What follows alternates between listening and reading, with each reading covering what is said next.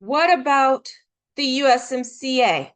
This is a question that I just received from a client a couple of days ago.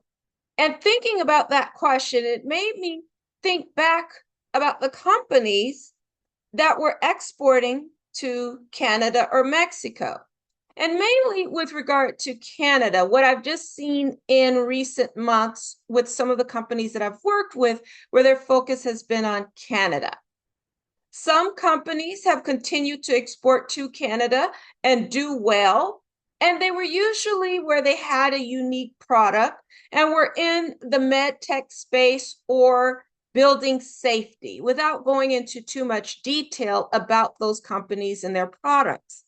But one conversation really stuck with me when speaking with a manufacturer at an event that had developed his own robotics to enhance the manufacturing sector, again, without going into too much detail.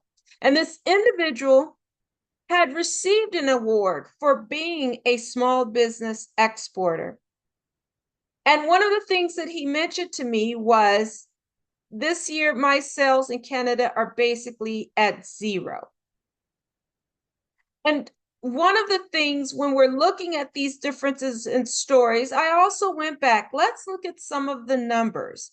And the numbers reflect the differences in the stories that I've heard.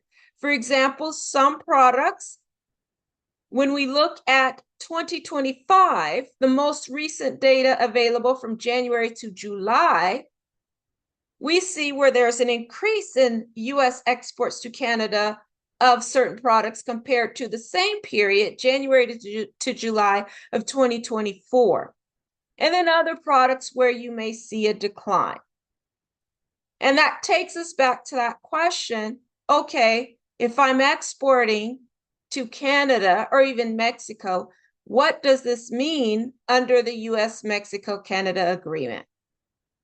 Hi, I'm Dr. Sarita Jackson. Welcome to another episode of Trade on Tuesdays at 2, where we talk about international trade for roughly 2 minutes. But now my 2-minute spots do go on as a YouTube short. And we talk about international trade, what is happening, and where I offer 2 tips on how to navigate in today's international trade environment.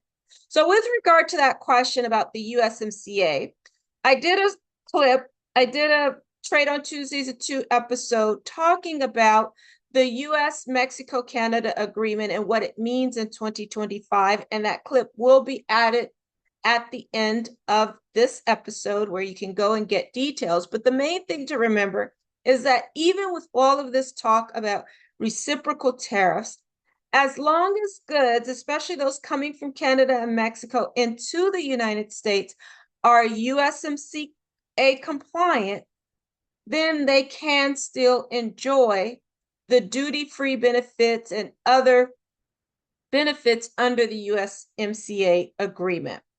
But the 2 things to watch out for when it comes to trade with both Canada and Mexico. Number 1 is the review. Next year, by July of 2026, that will be the 6th year anniversary of the USMCA, which replaced the North American Free Trade Agreement, or NAFTA.